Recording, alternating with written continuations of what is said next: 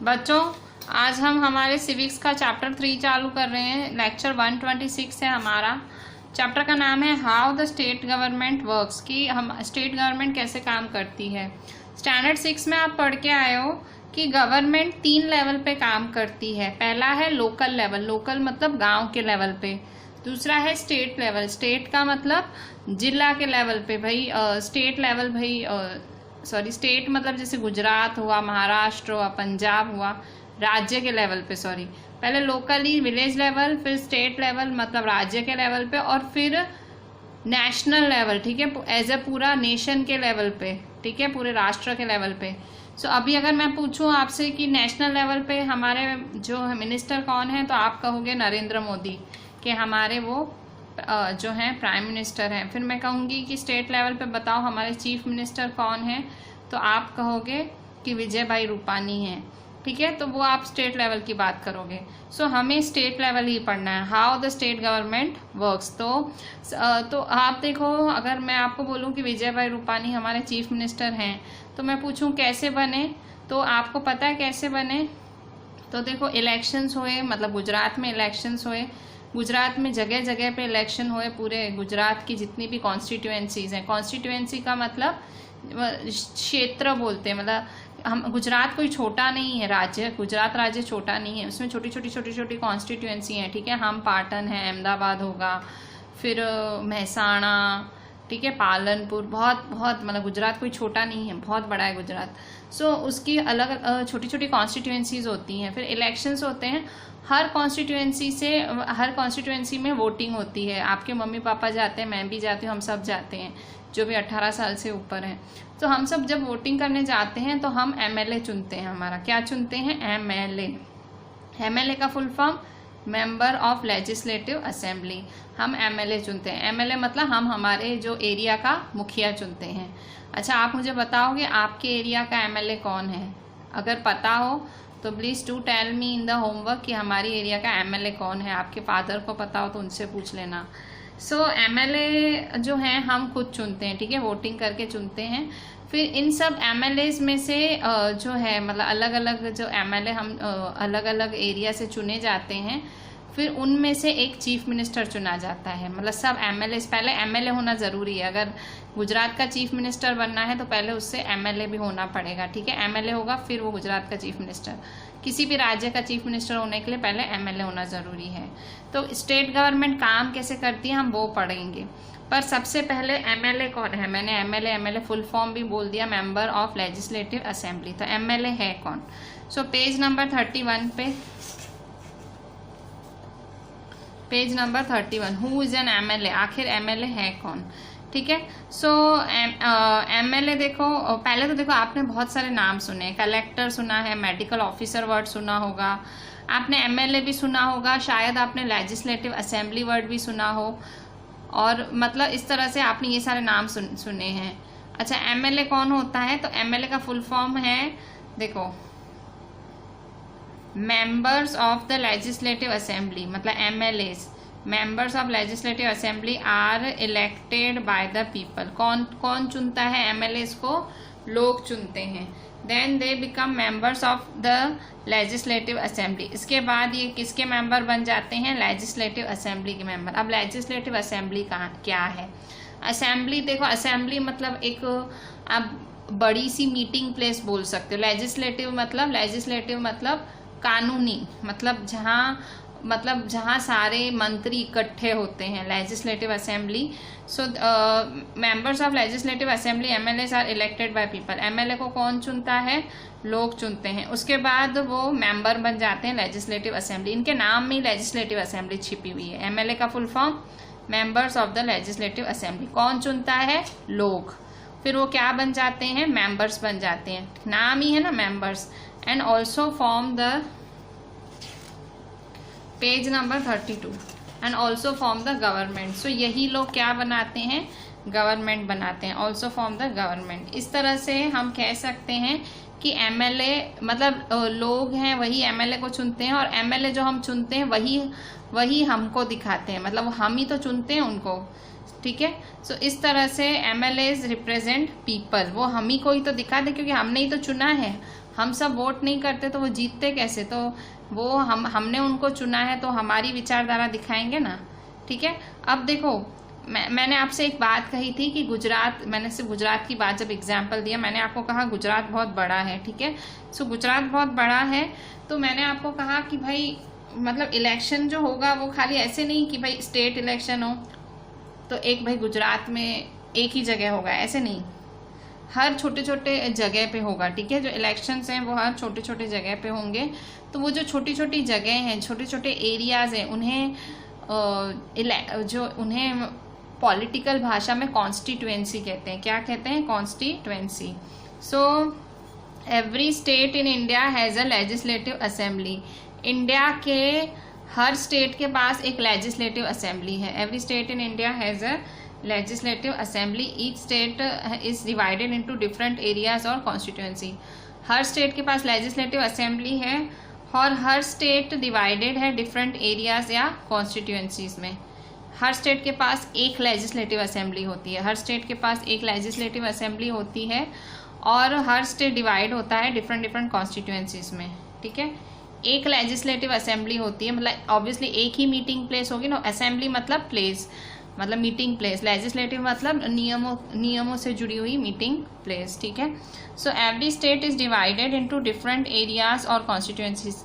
हर place divided है अलग अलग एरियाज, अलग अलग कॉन्स्टिट्यूएंसीज में। ठीक है, सो कॉन्स्टिट्यूएंसी वाला एरिया, जैसे हमारी ये कॉन्स्टिट्यूएंसी है। ठीक है, जैसे हम यहाँ रहते हैं, हमारी ये कॉन्स्टिट्यूएंसी है, थोड़ी दूर जाके एक और कॉन्स्टिट्यूएंसी होगी, ऐसे बहुत सारी कॉन्स्टिट्यूएंसीज होती हैं। सो हर कॉन्स्टिट्यूएंसी में से from each constituency the people elect one representative who then becomes a member of legislative assembly. हर जगह इलेक्शन होती है। जैसे देखो आप जब वोटिंग होती है तो आप फिर फ़ोन करते हो, आपकी फ्रेंड जो बहुत दूर रहती है आपसे, तो आपसे पूछोगे कि तेरे यहाँ इलेक्शन हो, तो बोलेगी हाँ, तो उसका अलग एरिया होगा, आपका अलग एरिया होगा। इवन आपको याद होगा, अगर इलेक्शन का थोड़ा सा आपको ख्याल हो, जिस दिन इलेक्शन होता है उस दिन आपकी मम्मी पापा एक सेंटर पे जाते हैं, मतलब बाकायदा चिट्ठी आती है, तो आपकी एरिया का ये सेंटर है, फिर किसी और एरिया का कोई और सेंटर होगा। सो इस तरह से अलग अलग कॉन्स्टिट्यूएंसीज होती हैं, क्योंकि जो स्टेट होता है वो बहुत बड़ा होता है, तो एक ही जगह नहीं बहुत सारी जगह इलेक्शन कराना पड़ता है। सो उसे कॉन्स्टिट्यूएंसी कहते हैं। छोटे छोटे एरियाज़ को या अलग अलग एरियाज़ को, छोटे नहीं अलग अलग एरियाज़ को कॉन्स्टिट्यूएंसीज कहा जाता है। So from each constituency the people elect one representative who then becomes a member of legislative assembly. So her constituency में से लोग एक एक जना चुनते हैं और फिर उसको एमएलए बोला जाता है। ठीक है, जिसको आपने वोटिंग दिया वो एमएलए बन गया। ठीक है, सो मतलब आपने इतना नोट किया होगा भाई, जो लोग चुनाव लड़ने निकलते हैं, मतलब जो लोग इलेक्शन लड़ने निकलते हैं वो अलग अलग पॉलिटिकल पार्टीज को बिलोंग करते हैं। ठीक है, कोई कांग्रेस का होगा, कोई भाजपा का होगा, कोई आप का होगा, कोई समाजवादी पार्टी का होगा। तो इस तरह से ये लोग अलग अलग मतलब जगह से मतलब अलग अलग जगह से इलेक्शन लड़ते हैं और ये लोग मतलब अलग अलग पार्टी से खड़े होते हैं। ठीक है, सो एमएलए कौन होता है? जिसे हम लोग वोटिंग से चुनते हैं कंस्टिट्यूएंसीज में। ठीक है, so MLAs therefore belong to different political parties. ये अलग अलग पॉलिटिकल पार्टीज को बिलोंग करते हैं। ठीक है, अब बताओ कि ये एमएलए मिनिस्टर या चीफ मिनिस्टर कैसे बनते हैं। सो मैंने ये भी आपको बताया था। A political party whose MLAs have one more than half the number of constituencies in a state can be said to be in majority. The political party that has majority is called the ruling party and all members are called opposition. देखो majority कौन होती है? जिसके सबसे ज़्यादा MLAs जीते हैं। ठीक है, सपोज की कोई पार्टी है, ठीक है, सो कोई सपोज के भारतीय जनता पार्टी, ठीक है, सो बीजेपी की समझो हमारी एरिया हमारी कॉन्स्टिट्यूएंसी में वोटिंग हुई तो उनका एक एमएलए जीता। फिर तो किसी और कॉन्स्टिट्यूएंसी में भी वोटिंग हुई, उसी दिन हुई, तो उसमें भी उनका ही एमएलए जीता। तो ऐसे करके उनके बहुत सारे एमएलए जीते, मतलब जितनी भी कॉन्स्टिट्यूएंसीज हैं उनमें से आधे से ज़्यादा एमएलए तो उनके ही जीते। तो इसका मतलब क्या हुआ?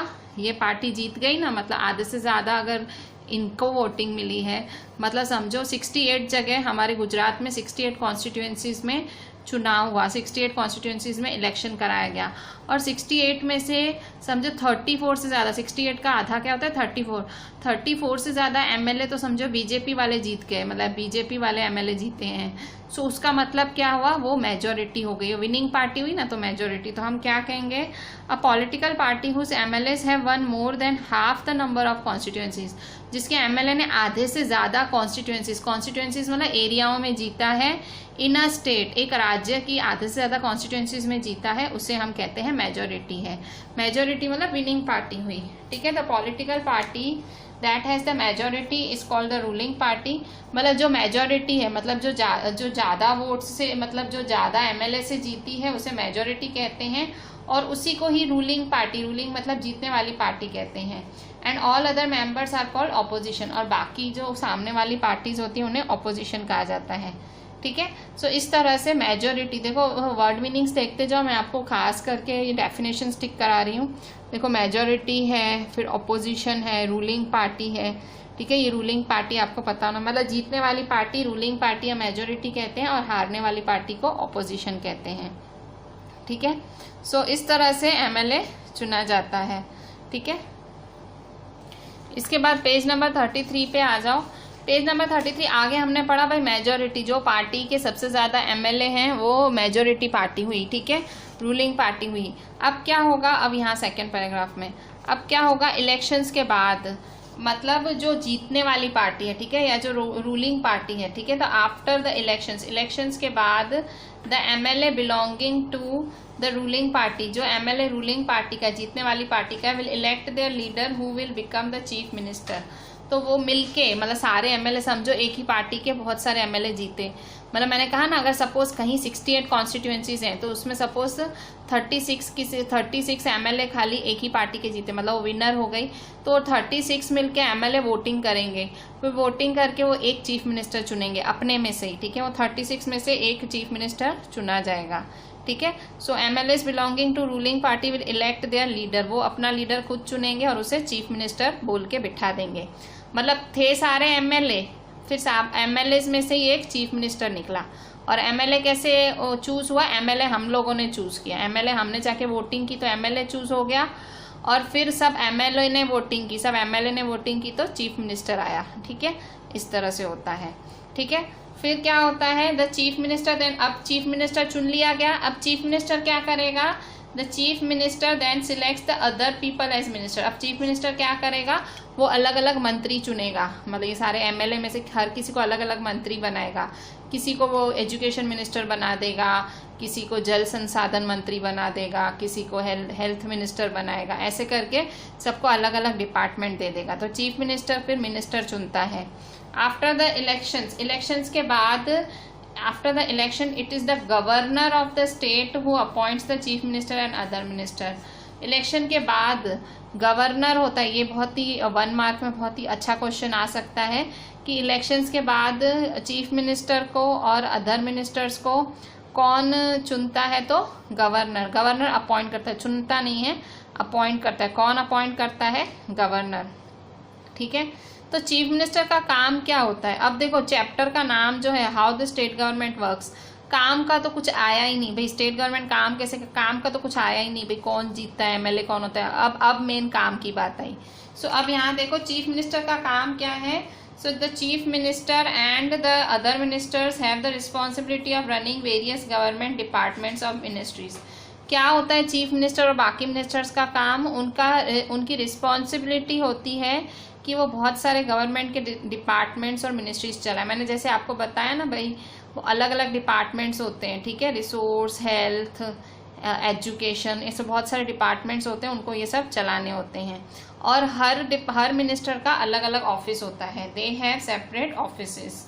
लेजिस्लेटिव, अब मेन लेजिस्लेटिव असेंबली, क्योंकि एमएलए के फुल फॉर्म में क्या आता है, मेंबर ऑफ लेजिस्लेटिव असेंबली। तो लेजिस्लेटिव असेंबली का मतलब, सो अब आई लेजिस्लेटिव असेंबली की definition. A legislative assembly is a place where all the MLAs, whether from the ruling party or from opposition party, meet to discuss various things, ठीक है। Legislative assembly वो जगह है जहाँ पे सारे MLAs मिलते हैं, चाहे वो जीतने वाली पार्टी हो, चाहे वो हारने वाली अपोजिशन पार्टी हो, सब वहाँ पे बैठ के डिस्कशन करते हैं, मतलब कोई भी चीज़ अच्छी है बुरी है बैठ के डिस्कस करते हैं। जैसे कि किसी एरिया में बहुत ज़्यादा डायरिया फैल रहा है, तो वो असेंबली में, लेजिस्लेटिव असेंबली में सब डिस्कस करेंगे कि क्या प्रॉब्लम है, भले वो रूलिंग पार्टी का ऑपोजिशन पार्टी हो, सब डिस्कस करेंगे, ठीक है। सो एमएलएस के दो काम होते हैं। So hence some MLAs have dual responsibilities. कौन से दो काम? हैंस कुछ एमएलएस के दो काम होते हैं। पहला one as MLA and the other as a minister, क्योंकि कईयों को मिनिस्टर भी चुन लिया जाता है ना। अब जरूरी नहीं है सारे एमएलए को मिनिस्टर चुन लेंगे, ऐसा जरूरी नहीं है, क्योंकि एमएलएस तो बहुत सारे होते हैं। तो मिनिस्ट्रियां तो नहीं इतनी सारी होती, डिपार्टमेंट्स इतने सारे नहीं होते, डिपार्टमेंट्स थोड़े ही होते हैं, एमएलए बहुत सारे होते हैं। तो कुछ कुछ को एमएलए को मिनिस्टर बना देते हैं, एमएलए को कुछ कुछ को मिनिस्टर बना देते हैं, और कुछ एमएलएस ही रह जाते हैं, मतलब उनका एक ही काम होता है। और कईयों को मिनिस्टर बना देते हैं तो उनके दो काम हो जाते हैं, वो एमएलए भी होते हैं और वो मिनिस्टर भी बन जाते हैं। ठीक है, सो इस तरह से एमएलए बनता है। अच्छा, अब गवर्नर, एक गवर्नर बात आई। अब गवर्नर कौन है? सो गवर्नर देखो कौन है, the head of the state. ये 1 मार्क में अच्छा क्वेश्चन बनता है। The head of the state is the governor. Governor मतलब किसी भी स्टेट का मुखिया होता है, किसी भी राज्य का मुखिया गवर्नर होता है। और उसको कौन चुनता है?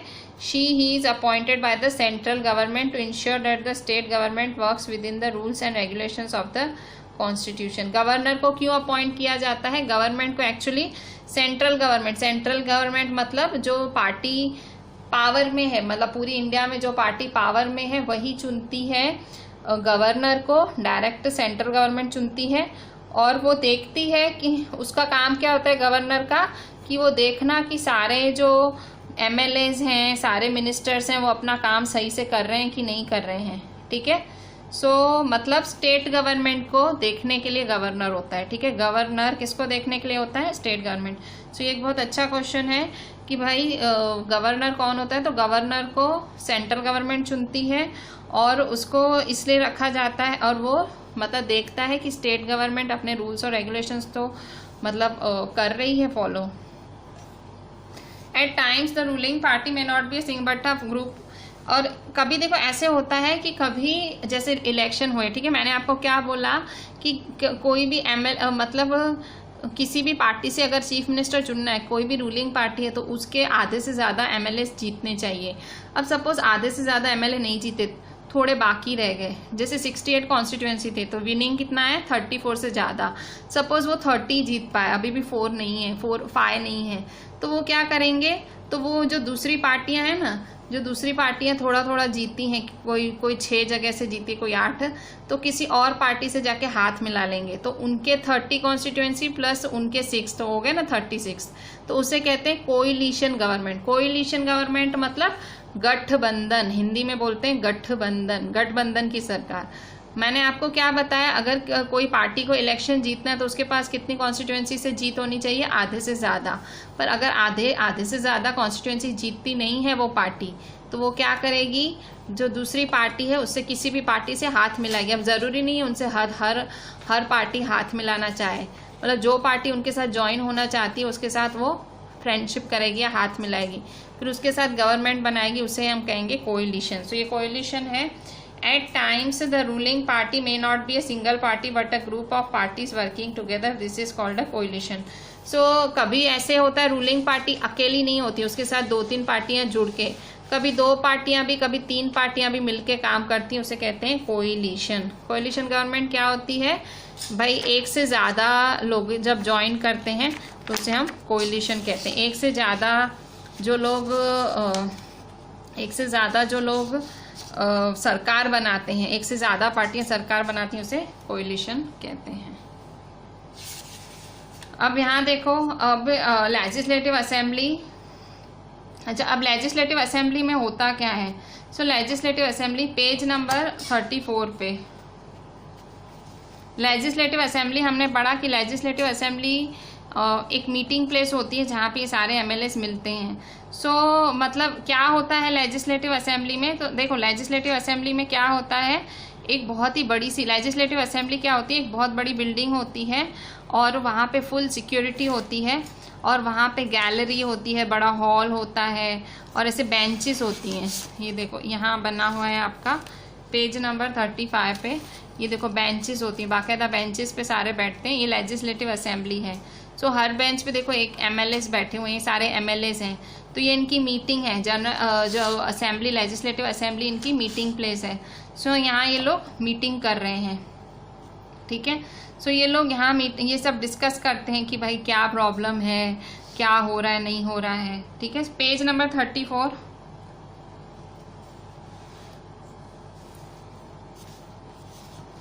यहाँ पे ये लोग बहसबाजी करते हैं, डिबेट करते हैं, भाई ये ऐसा क्यों, वैसा क्यों। पेज 34 पे, the chief minister and other ministers have to take decisions and run the government. मतलब जो सारे डिसीजंस होते हैं लोगों की भलाई के लिए, वो किसको लेने होते हैं? चीफ मिनिस्टर को, और सरकार चलानी होती है, ठीक है। सो पर वो जो भी डिसीजन लेते हैं, ठीक है, सपोज वो जो भी However, whatever decision are being taken have to be approved by the members of legislative assembly। वो कोई भी डिसीजन लें उसको पूरी लेजिस्लेटिव असेंबली, मतलब सारे एमएलए को हाँ बोलना पड़ता है। ऐसे नहीं उसी की पार्टी पर सारे एमएलए को हाँ बोलना पड़ता है, ठीक है। मतलब क्योंकि अगर आप मतलब आपको आंसर करना पड़ता है कि पैसा कहाँ खर्चा किया। जैसे एक एमएलए है, मतलब चीफ मिनिस्टर ने कहा कि हम हमारे जनता की भलाई के लिए हम इतने करोड़ रुपए खर्च करेंगे, तो ऑपोजिशन वाले पूछेंगे भाई इतने करोड़ क्यों, कहाँ खर्चे करोगे, कैसे करोगे। सो डेमोक्रेसी, जो हमारा जो डेमोक्रेसी है, इंडिया हमारा डेमोक्रेसी है ना, डेमोक्रेसी मतलब लोगों द्वारा, मतलब लोग सवाल कर सकते हैं। So in a democracy these members can ask questions, debate an important issue, decide whether money should be spent, etc. They have the main authority, ठीक है। सो एमएलएस में, किसी भी डेमोक्रेसी में मतलब सारे एमएलएस या सब मेंबर्स को हक है कि वो सवाल करें, बहसबाजी करें और पूछें कि पैसा कहाँ खर्च होगा। तो इस तरह से जो भी वहाँ मेंबर्स होते हैं लेजिस्लेटिव असेंबली को, सबको सवाल करने का अधिकार है, ठीक है। पेज नंबर 36 पे आते हैं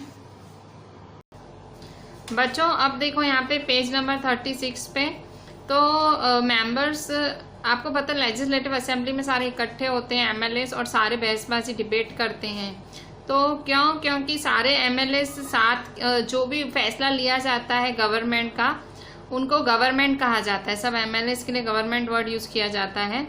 सो उनको वो सारा फैसला मतलब उनके हाथ में होता है, पर सबका हेड तो कौन होता है? चीफ मिनिस्टर ही होता है।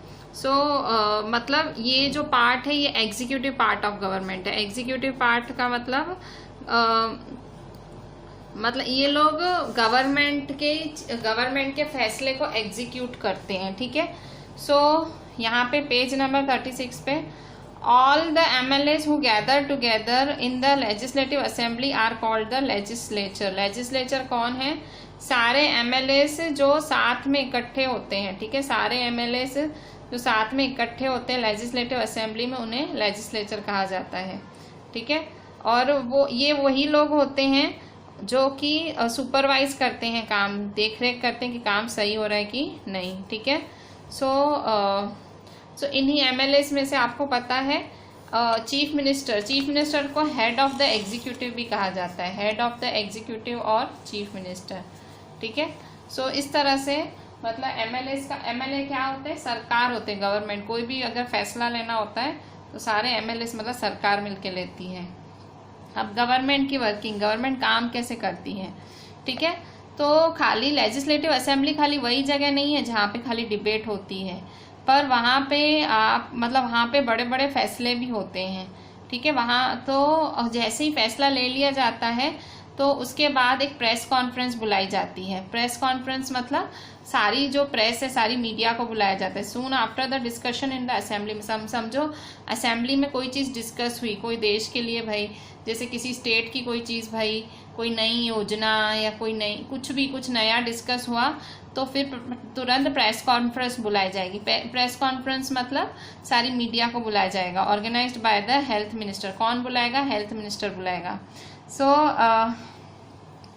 और उस प्रेस कॉन्फ्रेंस में सब समझाना पड़ेगा कि क्या करने वाले हैं और क्या होगा, ठीक है। मतलब हेल्थ मिनिस्टर नहीं, मतलब मिनिस्टर बुलाते हैं, ठीक है। मतलब जो भी मिनिस्टर हो वो कॉन्फ्रेंस बुलाता है, ठीक है। इस तरह से मतलब फैसला लिया जाता है और फिर प्रेस कॉन्फ्रेंस बुला के चीज़ें बोली जाती हैं, ठीक है। फिर अब पेज नंबर 37 पे देखते हैं। पेज नंबर 37 पे हम लास्ट पैराग्राफ देखेंगे, ठीक है। सो जो लोग पावर में होते हैं, मतलब जिनकी सरकार होती है, people in power like chief minister, जो चीफ मिनिस्टर है या सारे मिनिस्टर्स हैं, उनको सारे एक्शन लेने होते हैं, मतलब कोई भी फैसला उनको करना होता है। तो वो फैसला कैसे लेते हैं, किन किन की मदद से? So they do so through various departments, अलग अलग डिपार्टमेंट्स, जैसे कि public work department PWD, the agriculture department, the health department, the education department and so on. ठीक है, सो ये जो लोग पावर में होते हैं, जो पीपल पावर में होते हैं, जैसे चीफ मिनिस्टर है, मिनिस्टर है, उनको एक्शन लेना होता है और अलग अलग डिपार्टमेंट्स के थ्रू ये एक्शन लेते हैं, जैसे PWD public work department, agriculture department, ठीक है, और हेल्थ डिपार्टमेंट, एजुकेशन डिपार्टमेंट, इस तरह से। सो उनको सारे सवालों का जवाब देना पड़ता है, उनसे जो भी सवाल पूछे जाते हैं लेजिस्लेटिव असेंबली में, और उनको कॉन्फिडेंस में लाना होता है सब लोगों को कि वो जो भी काम कर रहे हैं सही कर रहे हैं। ऐसे नहीं आप कुछ भी नहीं कर सकते हो, आप डिसाइड करो, उसके बाद आपको बोलना पड़ता है असेंबली में हम ये करने वाले हैं, और उसके बाद जो सारे MLA बैठे, ज़रूरी नहीं है सारे आपके पार्टी के हैं, दूसरे हारी हुई पार्टियों के भी होते हैं, ऑपोजिशन पार्टी के, तो वो अगर सवाल उठाते हैं कि तुम कैसा कर रहे हो, पैसे का क्या करोगे, तो जवाब देना पड़ेगा। ठीक है, अगर बाय चांस न्यूज़पेपर्स या TV चैनल वाले अगर सवाल करते हैं कि ऐसा क्यों, तो आपको उसको भी जवाब देना पड़ेगा। कैसे? प्रेस कॉन्फ्रेंस करके। ठीक है, so newspapers and the media widely discuss the issue, ये सारे इश्यूज कौन डिस्कस करता है? न्यूज़पेपर ये सब डिस्कस करते हैं, और गवर्नमेंट को आंसर करना पड़ता है, ऐसे नहीं गवर्नमेंट चुप करके बैठ जाए। ठीक है, कैसे आंसर करेगी? प्रेस कॉन्फ्रेंस करके। पेज नंबर 38 पे। सो एक डेमोक्रेसी, कोई भी डेमोक्रेसी, जैसे हमारी एक डेमोक्रेसी है, in a democracy it is the people who elect their representative as members of legislative assembly MLAs and thus it is the people who have the main authority. मतलब किसी भी democracy में लोग ही होते हैं जो अपने रिप्रेजेंटेटिव चुनते हैं, मुखिया चुनते हैं MLA के तौर पे, और लोग ही होते हैं जिनके पास मेन अथॉरिटी होती है, हम लोग। ठीक है, हम लोगों के पास पूरा पावर होता है, फिर हम चुनते हैं MLA। उसके बाद जो रूलिंग पार्टी मेंबर्स हैं वो गवर्नमेंट बनाते हैं, और सम मेंबर्स मिनिस्टर बनते हैं। ये बात फिर से रिपीट हो रही है। दीज मिनिस्टर आर, इनको अलग अलग डिपार्टमेंट्स का इंचार्ज बनाया जाता है गवर्नमेंट के। ठीक है, सो इस तरह से मतलब काम करती है हमारी सरकार। ठीक है, so this was all about the chapter how the state government works. पूरे चैप्टर में MLA देखा आपने, गवर्नर देखा, MLA देखा, मिनिस्टर्स देखे, लेजिस्लेटिव असेंबली देखी। ठीक है, ये 4 शब्दों पे ही पूरा चैप्टर घूमा। ठीक है, कॉन्स्टिट्यूएंसी होती है, फिर अपोजिशन पार्टी, रूलिंग पार्टी। ठीक है, सो ये सारी चीज़ें हमने इस पूरे चैप्टर में देखी। Chapter was very easy, just right the points very properly, अच्छे से लिखें और डू व्हाट्सएप में। ठीक है, थैंक यू।